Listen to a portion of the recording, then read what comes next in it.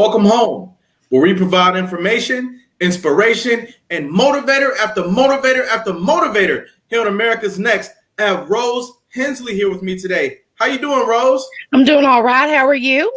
I'm doing quite well, quite well. I love that jacket you have on. That looks really nice. Thank you. Thank you very much. For sure. What time did you wake up today, Rose? 6 a.m. 6 a.m. Do you do that every day? Not every day. My son, he was up a little early today. He does the distance learning for school. And he's always raring to go. So he's always way up before I am working in schoolwork. So I got to be a proud mom about that. Got to be a proud mom. That's right. That's right.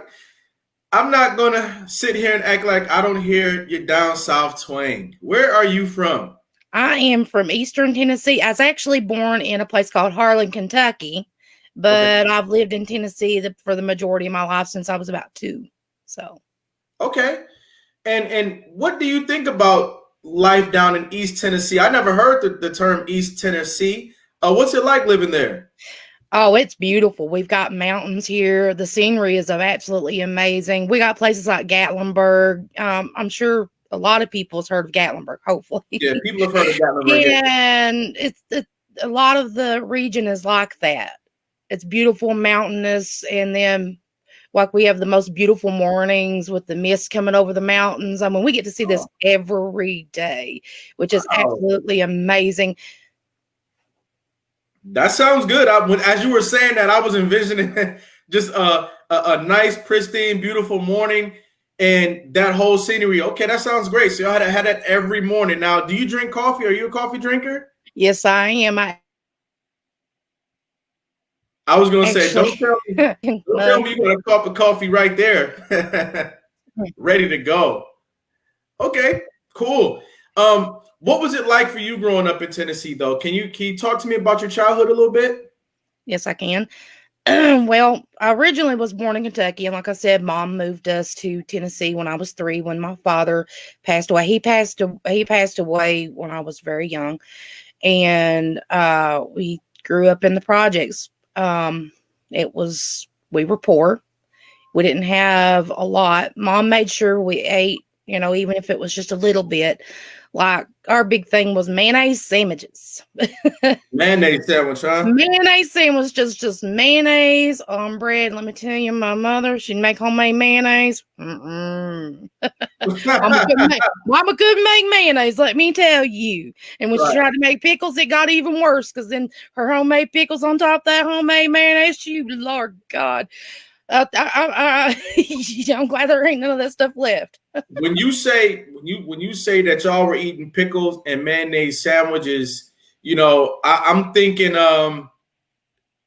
hey, everything wasn't ideal. You said y'all were living in the projects, eating pickle and mayonnaise sandwiches.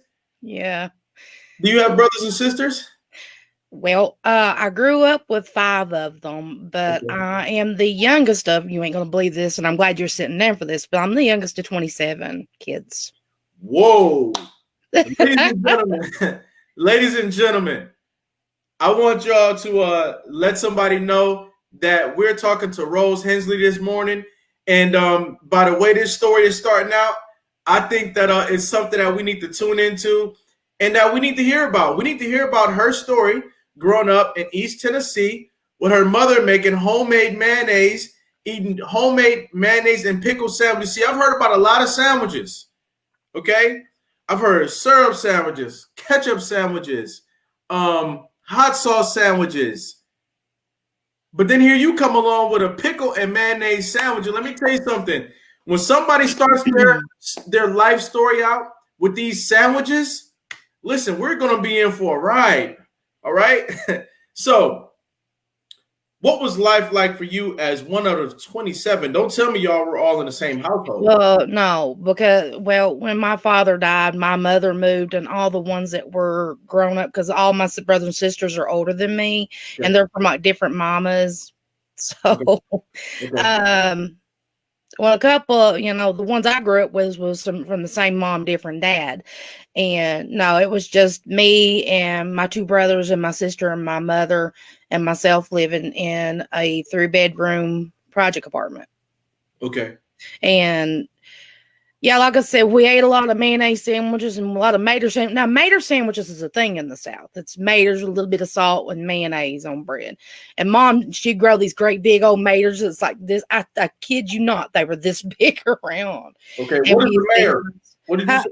What's a oh, mayor? mater. Oh, tomato. I'm sorry. Oh, listen. Okay, so a mater. You're talking about tomatoes. Yeah, Gotcha. when I say mater, it means tomato, and like windows or winders, pillows or pillars. I mean, Okay. okay, so I've got a strong accent. Sometimes you'll have to correct me and say, "What do you mean, lady? What do you mean?" Hey, look, I won't be doing no correcting. I'll be doing all the learning and observing. Okay, so go ahead.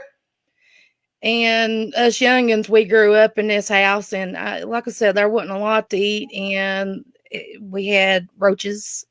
Mm-hmm. You could sit there and be drinking a cup of milk, and one would be dropped from the roof, and you're just like, man, come Mm-hmm. on. And have to pour it out and make a new cup. And it's just like, Wow. I went to regular school like everybody else, but since I was the youngest, I got everybody's hand-me-down clothes. I don't care if it was a girl or boy clothes. I got everybody's hand-me-down clothes. Mm-hmm. So there never was really any new clothes. Mm-hmm. And I'd wear socks with holes in them. So you were off. You were off to a tough start. Did you know that you were off to a tough start? Yeah, but it was normal. That's what we knew. So I mean, it didn't. I know that I wasn't in style because the other kids would make a mention of it at school, and I'd get picked on a bit for stuff. I'd be wearing stuff from like the 1970s, and here to be the 80s, and I was wearing stuff like from the 1970s, my brother's old shirts and breeches and stuff. So yeah, I kind of knew a little bit, but again, it was just life, just normal. When you're And what did your father do for a living? Well, my father, before he passed away, he was a coal miner. Okay. And that's when the family was still in Kentucky, and he was a coal miner, a retired coal miner, and then he also was a pastor for a while, and he also did boxing. Oh, your dad was a boxer. Yeah, his name was Noah Bailey. I don't know how far he went because I don't know a lot about that side of the family because my mother didn't tell us a lot about that side of the family. And I've just found them a couple years ago, so I'm still learning. And I've got tons of nieces and nephews. I remember I went to Florida and met one of my sisters for the first time, and she's much, much older than me. And every kid that comes,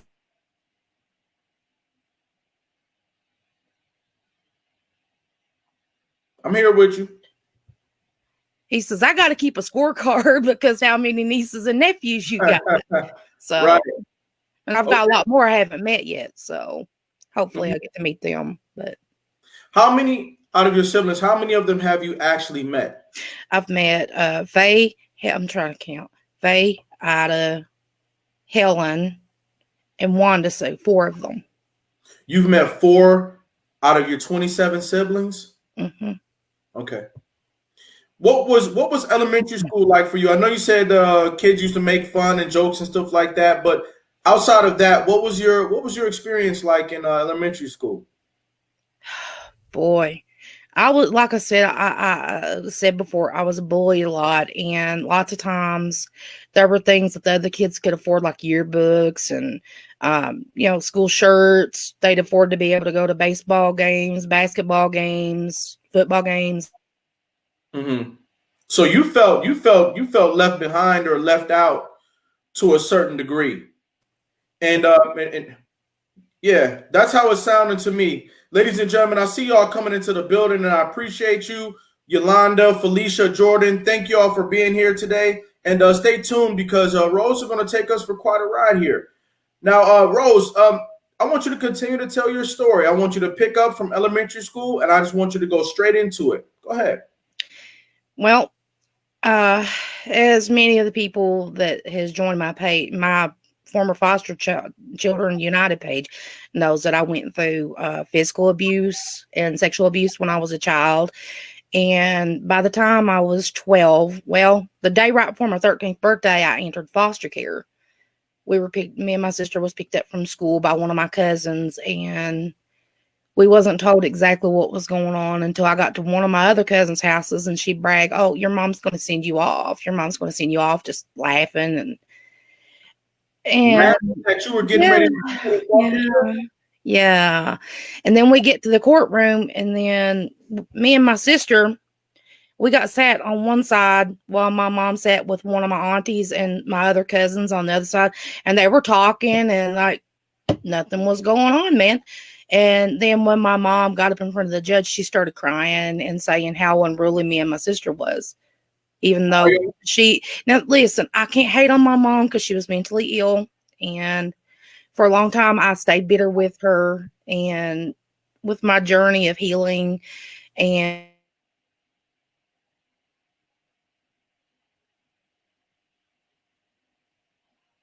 Let's stay tuned in, y'all.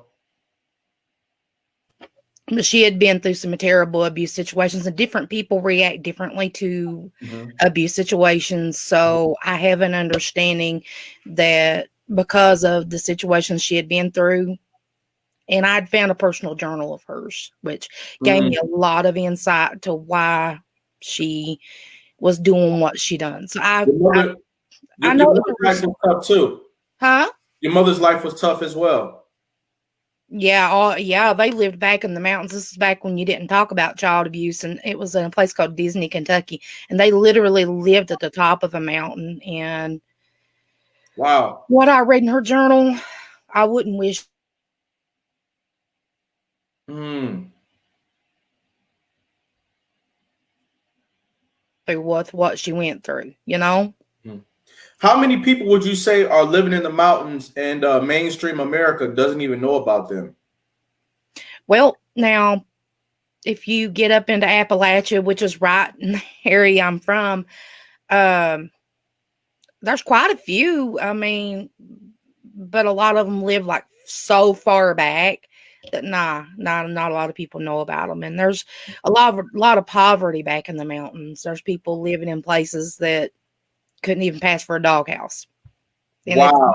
it's not really fair in the areas, especially up in Kentucky, where I'd originally come from. It's just a teeny little town, and there's not a lot offered there for these people. And it would be nice if there was more offer for these people, you know? Yes.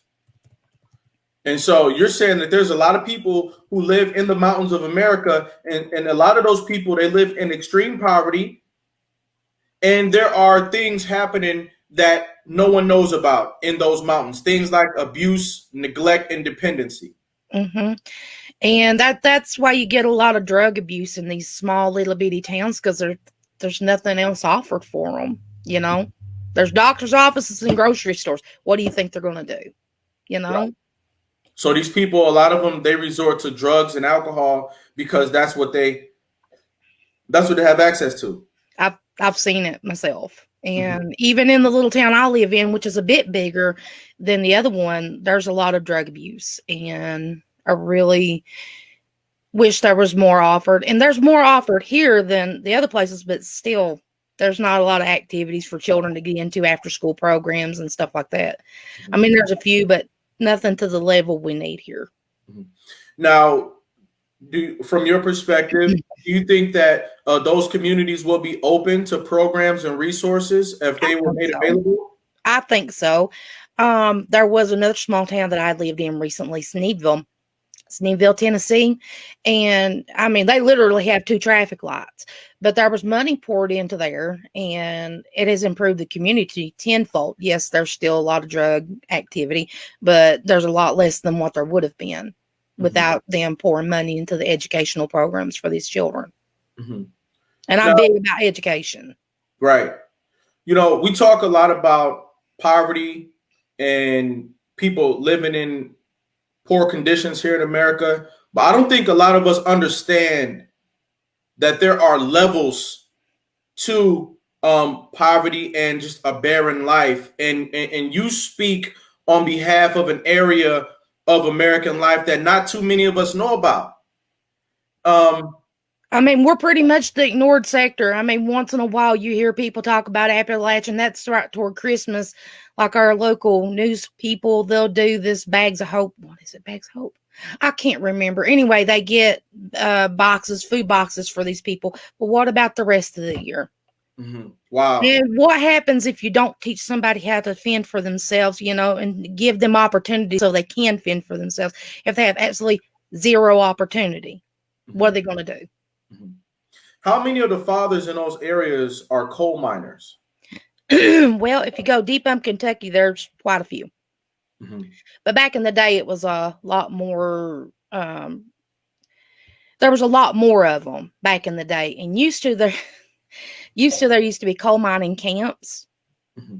Yeah, and they didn't pay them actual money; they paid them in little stamps or company money, what they called. So they were stuck there, and a lot of these places were shacks, and a lot of people were abused, and that's part of why Bloody Harlem became Bloody Harlem, because there was I don't know the whole history, but I know there was a big conflict between the coal miners and the coal mine owners, and them not treating them fairly. And there was a lot of hell raised, and Yeah.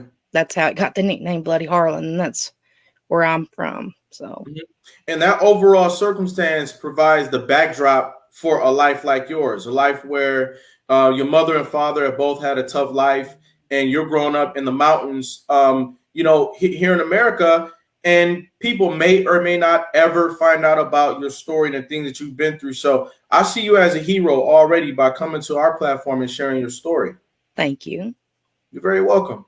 So now you went into foster care at around 13 years old. What was it like when you first went into foster care? What were you doing? Oh man, I was okay. Well, starting back at the courtroom when the judge told us that we weren't going home with our mother, and then we were sat out in the hallway at the courthouse, and just we were sitting there, and there was these two strangers come up, and I was scared.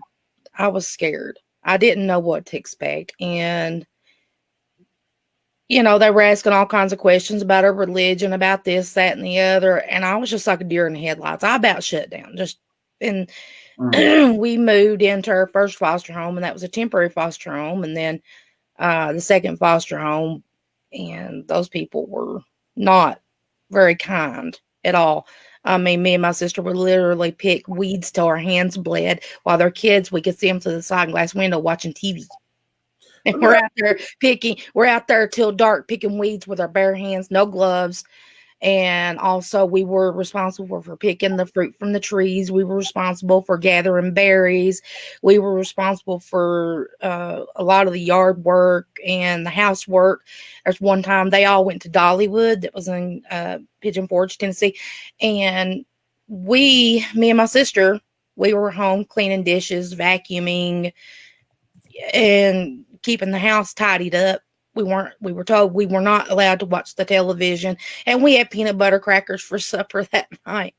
Mm-hmm. So lovely people. And then we were split up in that second foster home because the foster mama got pregnant, and my sister was older and was more able to babysit.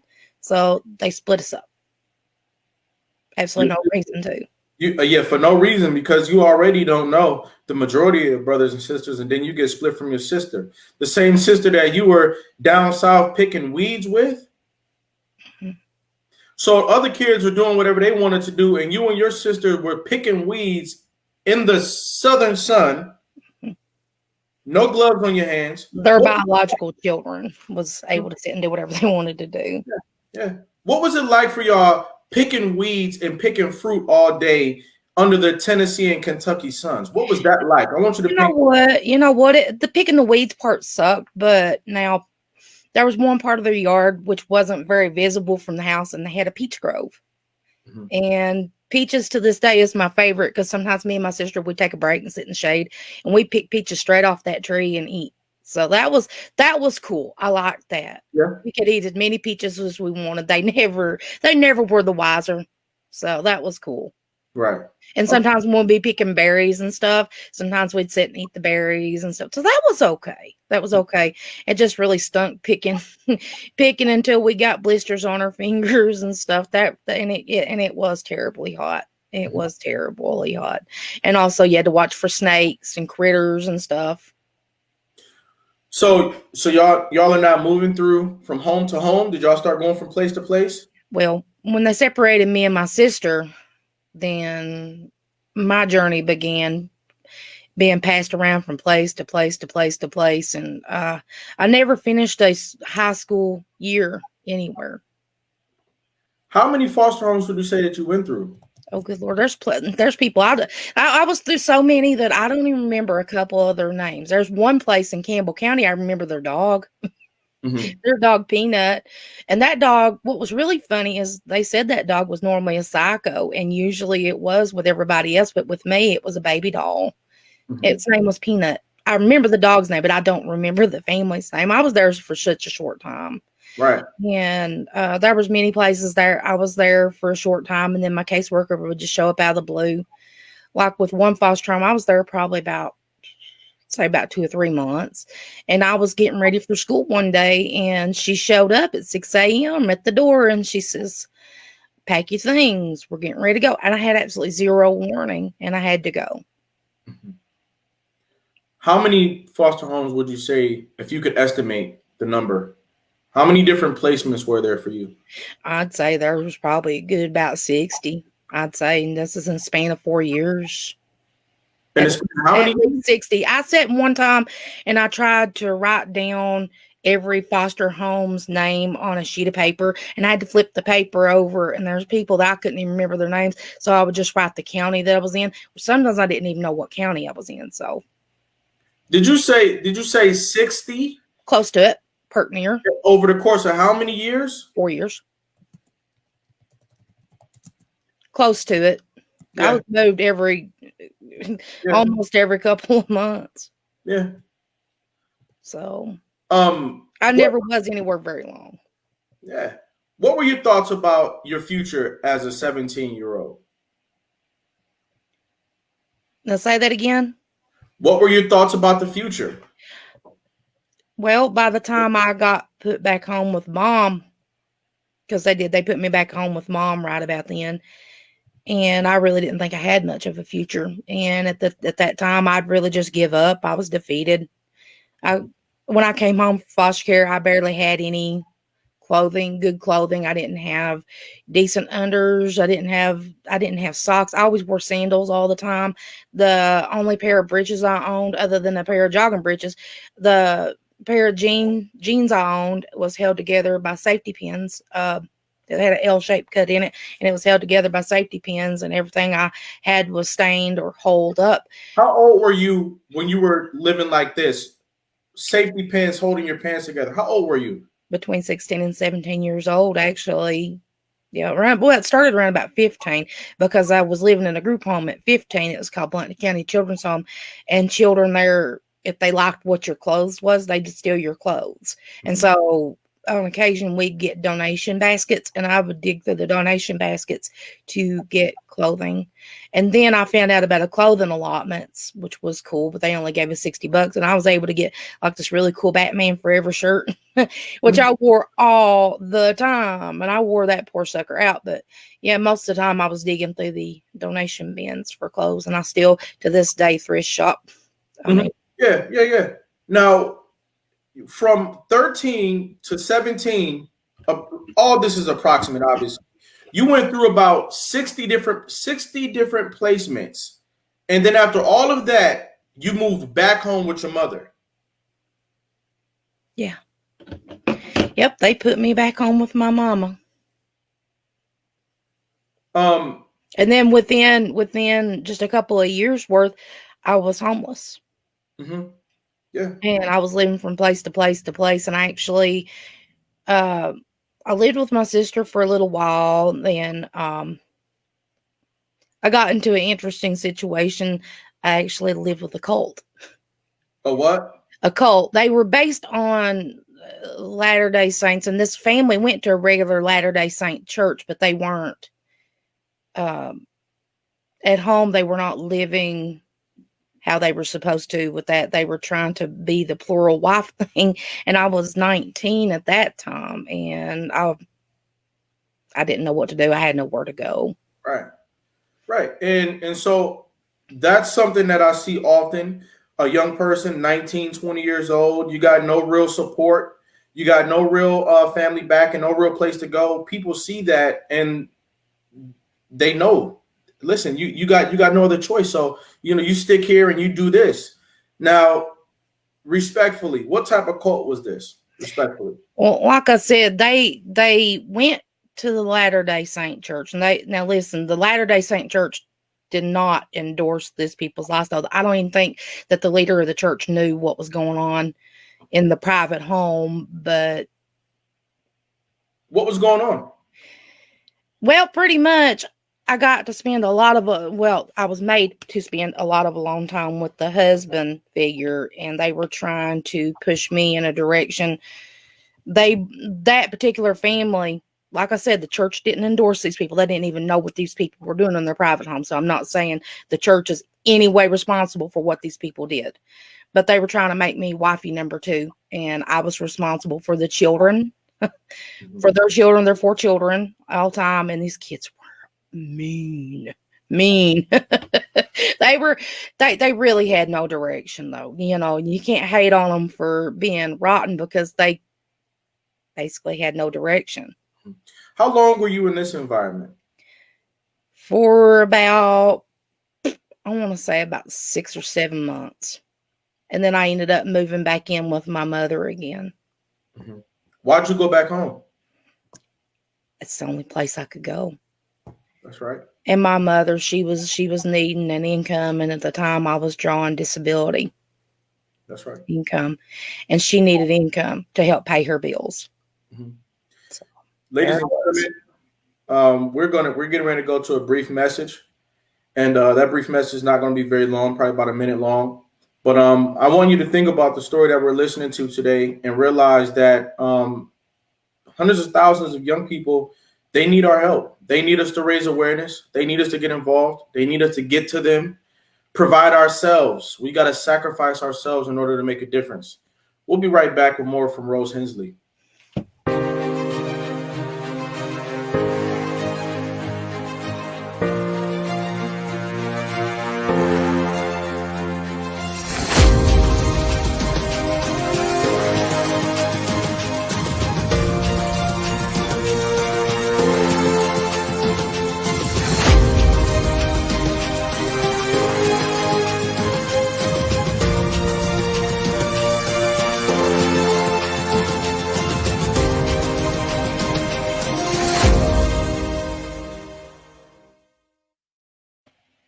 America's Next Motivator. Monday, Wednesday, and Friday at 5 p.m. Eastern. Tuesday and Thursday at 10 a.m. Eastern. America's Next Motivator, hosted by me, Cedric Riley, and sponsored by the Pride Empowerment Network.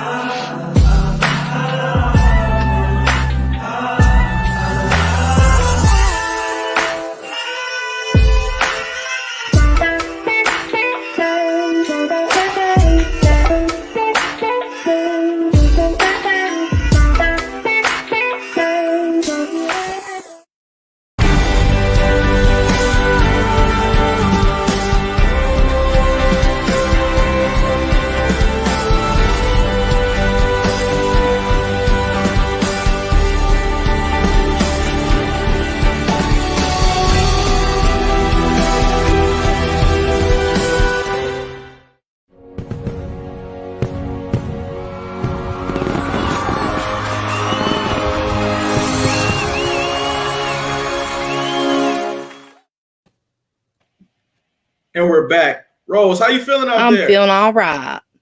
I like that little intro at the end of the break. That was great. I love that. The fireworks and all that was cool. For sure. When did you decide to leave this cult environment, and how did you get out? Well, I'd called my mom and I told her, I said, there's some weird crap going down here. I've got to go. I got to get out of here. She said I could come back home, but the lady who, the woman of the house where I was living at, I told her, I said, I got to go. And she didn't want me to go because I was the main babysitter for their children. So what I did now was kind of extreme, but it's the only way that I could get them to voluntarily let me go. And this goes into really, really weird territory. I went online and ordered a satanic Bible and satanic comic book and had it delivered to their home with my name on it. And they thought that I was getting into the Church of Satan stuff. So they voluntarily shooed me out the door because they thought I was going to poison their kids' brains with that. So when in fact they were living an evil lifestyle already. It was not good. Mm-hmm. I'm glad that you were able to get out of there. And what I'm thinking right now is when is anybody going to look at your life and say, Rose, your life is valuable. What do you want to do? Who do you want to be? Let's give you some respect. I'm not hearing anybody doing that in your life so far. I've pretty much done everything by myself. I started my organization originally. Former Foster Children United was originally when I was still bitter, still mad at the world, trying to get past a lot of the things that I had been through, like a lot of the abuse from foster care and then abuse from home and then all the other crap. And I was just pissed with the world. So it started as a gripe fest originally. Mm-hmm. Then people started joining left and right, and then people started sharing their stories. And then I say, hey, you know what? There's other people that had it much, much worse. So let's listen and see what happens. And now we're 2,100 strong of people who are uplifting each other and helping each other. And now I would like to take credit for that, but the people that has joined the page and that has shown support for one another, shout out to you guys at Former Foster Children United for helping one another up, and giving each other support and love. So let me get this straight. After everything that you went through, you said, you know what? I'm gonna talk about what I'm going through, but I'm also going to create a support group for other people going through the things that I've been through, and that became Former Foster Children United. And Former Foster Children United is a group that you created on Facebook. Mm-hmm. Now, I'm a member of a couple of groups. Sometimes a group might have 5 or 10 people in it. Sometimes a group might have even 130 people in it. But your group has 2,000 people in it? 2,100. 2,100 people. Mm-hmm. That's quite an accomplishment for you to be able to get that many people together in one place.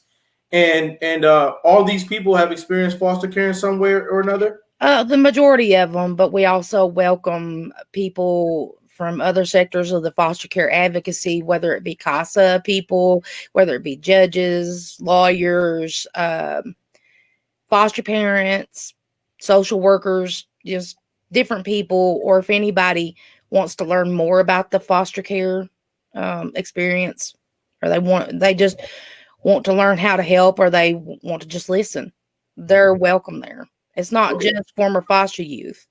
We have authors, we have music people, we have all kinds of folks, and they're from all walks of life, rich, poor. We also have people from all over the world, not just the United States. Mm-hmm. So that was cool. Yeah, I think that's great that you used what you had. You used Facebook as a way to create an international network of people, because in order to make a change, in order to have a truly positive impact, you got to start getting people together at some point. You got to, at some point, develop a group of people who can be a voice and who can be a force. And so you started on that journey, and I think that's absolutely phenomenal. Now, what went into, what was your objective as you saw the group growing? What did your objective become? And what is your objective today with that group? Well, like I said, it started as a gripe fest, and then it evolved. And as it evolves, then I see something, like uh, then it started becoming a group to where if people needed food or lodging or whatever, we looked in their town for resources and gave them phone numbers and stuff. Then it evolved into a support group, and that's the way it's been. But here recently, since it's gained so much, I have actually started wanting to get all the advocacy people that I've met over the years together and start networking so we can start finding ways to change things, like making real change. Because there's 2,100 people. That's a force to be reckoned with, right? And a lot of people for the same purpose that wants to see a better life for our little brothers and sisters that are in foster care now. That's right. Right? So now, do you still live in the same area where you grew up, or did you move away? I actually live just a few miles down the road from the apartment in the projects that I grew up in. Wow. I drive by it every time I go to town. It's right in front of my grocery store. In fact, the grocery store I go to, so every time I go to the grocery store, I pass by it. What do you always look? What do you yeah, you always look, right? What do you think about on some nights when you're driving past that project building and you only live a few miles away from it? I made it out. I'm still standing. That's right. I didn't get broke. I didn't get broke. I didn't get broken. That's right. That's absolutely right. And when you were going all through foster care, were they taking you like miles and miles away from there, or were you like always in that general area? Well, I mean, I was all over East Tennessee all the way. Sometimes it was a long drive, sometimes it was a short drive. Like I've been as far as Maryville, Tennessee. Now listen, that's a nice little old town. It really, really is. And the schools were awesome. Just the group home was really stank. What you mean it was really stank? Oh God, man, these people at this group home were absolutely tyrants, man. They're the ones who started me on medication that I didn't need. Okay. And years later, I went to another doctor, and the doctor had said, "My godchild, were they trying to OD you?" But they put me on several medications. And you've ever heard the term, "the lights are on, but no one's home"? That was where I was for a long time, just kind of existing. Did you ever gain a relationship with somebody who was like a really positive, helpful person in your life?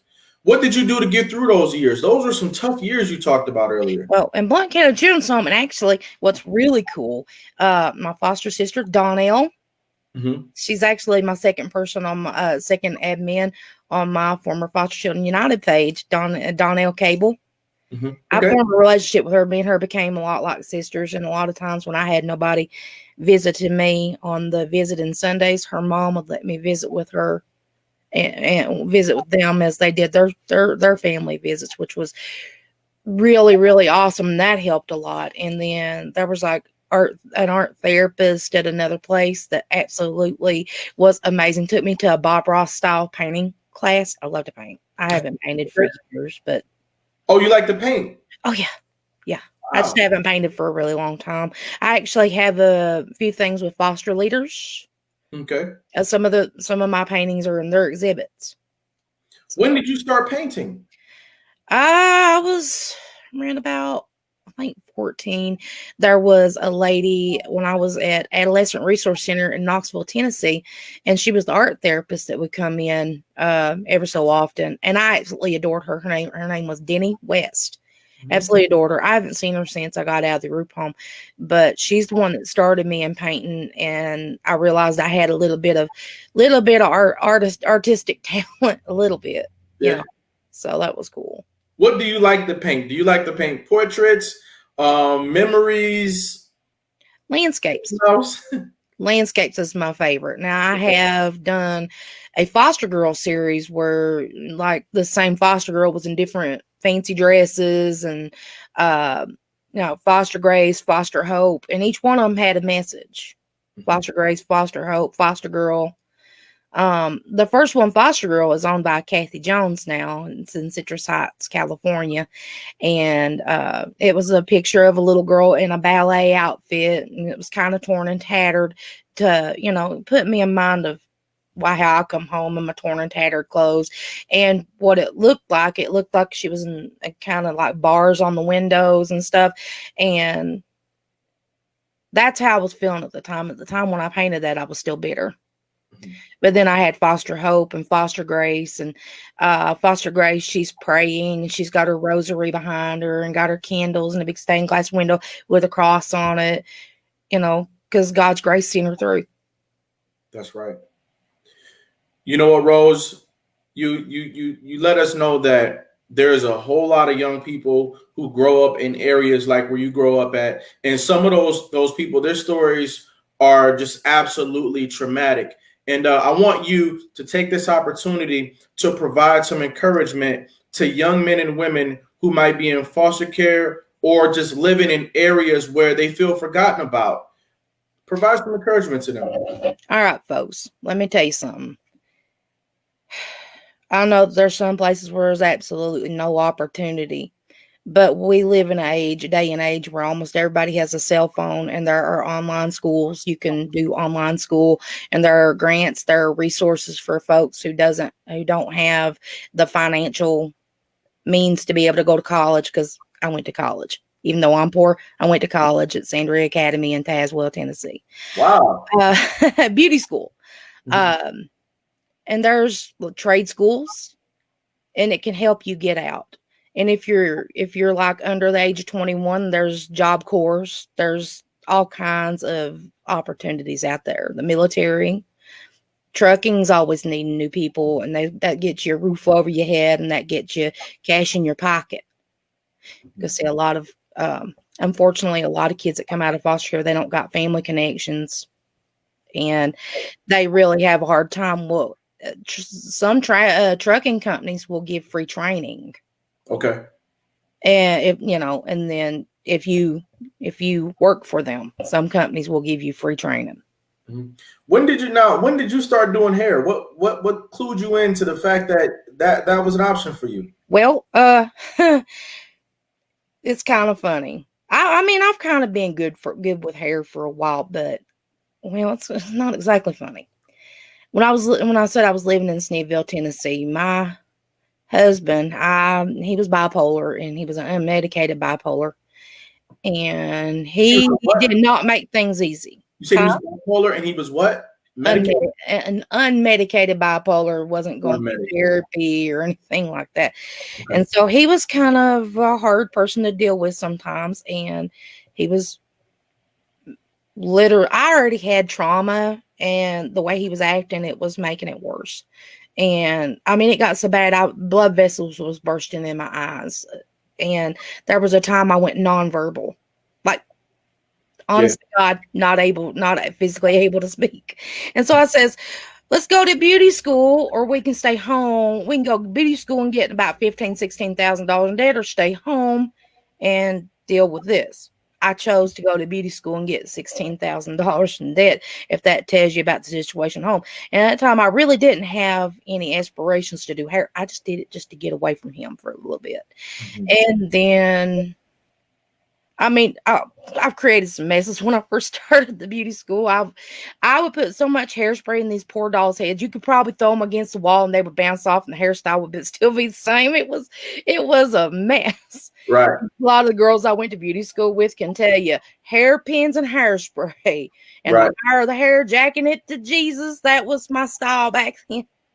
And I started realizing I was good at doing hair when they started having these updo challenges at the school, and they would have us do like prom updos and formal updos, and that I was winning challenge after challenge after challenge every week. And it's just like, well, hell, let's just keep up with this. So, hold on though. What is, first of all, what's an updo? What is that? Okay, like your prom hair, where they put the hair up and they put the hairpins in, and they got the big fancy curls and all that stuff, or the nice braids, and the hair's up off the neck, done up. Okay. A lot of the gals will know about that. And since you were already, one who had a knack for spraying things down, you were good for the updos because you like. Oh my God, I can make that hair go all the way to God. They Right. said, jack it to Jesus. I said, no, no, no, no. Make it go all the way up to God. Right. Wow. Half a can of hairspray. This stuff right here is awesome. Okay. What level is that? What level is that? That is level 5. Hey, she's true to her game, y'all. Level 5 Tresemme. Yeah. The more dots, the higher the hold. Yeah, that's right. And your hair ain't moved. You can go through a windstorm and your hair ain't going nowhere. Nowhere. Okay. Now, would you say that over time you've actually gotten pretty good at it? Mm-hmm. There's people that still come to me now and they want their hair done for like when they're going out or whatever. So, and I also do hair coloring and stuff too. My roommate, this little mentally handicapped lady I take care of, she's nice. God love her. And she likes me to do her hair. So I dye her hair and we'll experiment with hairdos and stuff. And that's cool. But, sorry. Okay. Listen, ladies and gentlemen, we're talking to Rose Q. Hensley. And even though she has been through a real storm, she still managed to express her talents to the world. She's managed to uplift others, to really be a servant to other people, help people to have a good day, a fun day. And now, what are you into? You do a comedy. You do a little comedy on the side. I see you got a YouTube channel.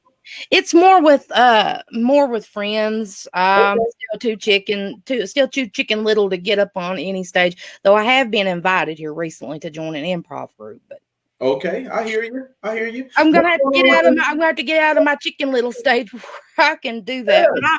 But my family, my friends has told me that I'm pretty funny. So, and then I got a YouTube page. I have a YouTube page where I put a little comedy in some of my videos. My Redneckified series, which I'm getting ready to start. I'm gonna put a lot of comedy in it. Mm-hmm. That's my term, Redneckified. That's what I call myself, redneckified. You created that term, redneckified? I mean, well, I guess other people has used it, but for me personally, redneckified. I never heard of it before, so I'm gonna give you credit for that one, redneckified. Okay, cool. Now, I recently saw you create a video talking about Paris Hilton. Yeah, man, let me tell you, that girl, I used to think that she was dumb. She's not dumb. And her being wealthy, you would never know she had been through this. But her parents literally put her in a wilderness camp. And I've heard about these wilderness camps when I was in foster care and actually got threatened with sending me to one. And these places are rough. And she had went to one and she had actually escaped from it because they were abusive there to her and the other girls. And her and one other girl, I think, escaped. And they caught them. They brought them back. They beat them up. They beat Paris Hilton and the other girl up. And there was one place, I don't know if it's the same place or not, but where they literally made her strip down. And this is in the This Is Paris documentary. They literally made her strip down and sit in a solitary confinement cell. And she had been through some pretty severe abuse. And there's this thing called Breaking Code Silence. And there's a place called Provo Canyon School, which she's trying to get shut down. And I've been over the weeks listening to a lot of testimony of these girls and what they've been through. I can identify with some of it, especially with these group homes. Right. Some of these people shouldn't even be watching children. Some of these people I wouldn't hire for a dog catcher. Right. But Paris has been through pure hell. Mm-hmm. And she inspired me to make a video talking about my time in foster care. And the name of the video is Paris Hilton is Telling the Truth, but she was telling the truth. Mm-hmm. You know, I was inspired by your willingness to share your story, because I imagine a lot of people that are from areas where you live, they don't grow up to tell their story, especially not on the internet. We usually are very quiet, and a lot of times Southern girls are taught to be sweet. Mm-hmm. Be sweet and be quiet. Mm-hmm. But see, you're breaking the mold because you're stepping outside of that box, and you're breaking the generational curse of silence. And, you know, gone are the days where people are going to be mistreated in silence. And you represent that. You represent speaking up for yourself and speaking up for other people who go through things such as what you've been through. And I definitely want to commend that today. So I thank you. I'm gonna keep screaming it from the top of the mountains. I ain't gonna shut up about it. Mm-hmm. That because there's other kids that are more than likely going through this now, and that it does not need to be part of any other children's reality. You know, they come out of bad homes in the first place. Right. They're already traumatized in the first place. They don't need any extra added trauma or anybody to be rotten to them. There needs to be love for these kids. And you want to save our children, look at these kids in foster care and see them treated better. Mm-hmm. Do anything you can. Shout it to the top of the mountains. If you've been abused, shout it to the top of the mountains. Don't be silent. Because the more you're silent is the more the bad stuff happens, people. That's right. If you could see one thing changed in foster care, one major change, what would it be? Well, better background checks on these foster parents. That's one, but I've got a second one. Is better follow-ups after the children leave foster care. Like at least once a year to double check on these kids that come out of foster care, because a lot of them don't have any family connections. Some kids spend their whole life in foster care and they're not prepared for outside life whatsoever. Mm-hmm. Outside of foster care, they go out and that's where you find your homeless. That's where you find a lot of them that get on drugs. That's where you find a lot of them that slip through the cracks that had great potential for other things. Yeah. And they fall through the cracks. Definitely better after checks. That's right. For sure. Mm-hmm. And more resources, and before they get out of foster care, to show them how. Teach them budgeting. Teach them, hey, here's your options for college. Here's your options for career, which I've got another organization that's a branch off of former Foster Children United. It's called Foster, a Fresh Start Project, where we list career opportunities, things about grants. The lady who I've got admin in that group, she's a whiz with grants. With finding out about grants, and she knows she has connections with people to tell you about grants like the Chafee grant, which I had no clue about, and career opportunities and things of that nature. Mm-hmm. Ladies and gentlemen, I see that Rose is somebody who represents a large sector of Americans, and we don't always see representatives of those particular people. And so she should definitely be invited to conferences to represent herself and her experience. She should be invited on your speaking tours to talk about her experience and her journey. I'm looking for a book from you. Maybe. Thought about it. Mm-hmm. Okay. What's next for you? Well, I plan on continuing on running my foster care page, but I want to, at least in the next year or two, get networking, get as many people from as many advocacy groups as I can into this group, so everybody can work together for the common goal of making things better for these foster youth that's still there. No one left behind. That's my motto. No one left behind. Without a doubt. And and so now you're a mother, you're running your household, and you're doing this virtual learning piece. What's that been like, doing virtual learning with your son? At first it was really hard because me and technology, I was always like, when it comes to technology, man. But once I learned how to operate it, he's actually a B student. He is actually top of the heap when it comes to the distance learning kids. He has, when they miss assignments and stuff, there's considered absences. He has 0 absences, and we've been doing this since the first part of August. And he actually was described as a star student by 3 of his teachers. Mm-hmm. So that's phenomenal. You're changing the patterns of what you've seen. And do you think that your upbringing, your background has made you a more passionate mother? Yeah, well, Oh, definitely. I try to make sure every single day to make sure my son knows that he's loved. I always give him hugs every day and tell him how absolutely of a phenomenal child he is. And I always tell him, I love you. I love you. And then we do this thing where I say, I love you. He says, I love you more. And I'll say, I love you more than that. And he'll say, I love you times infinity, times infinity, times infinity. I said, well, frig, you won. All right, And Rose. Look, I wish we could talk more and more, but our time is just about up. We've got about a minute left, and I need you to answer these 3 questions for me. The first one: what is survival to you? survival is doing what you got to do to be able to make it to the next day and the next day and the next day. What is success to you?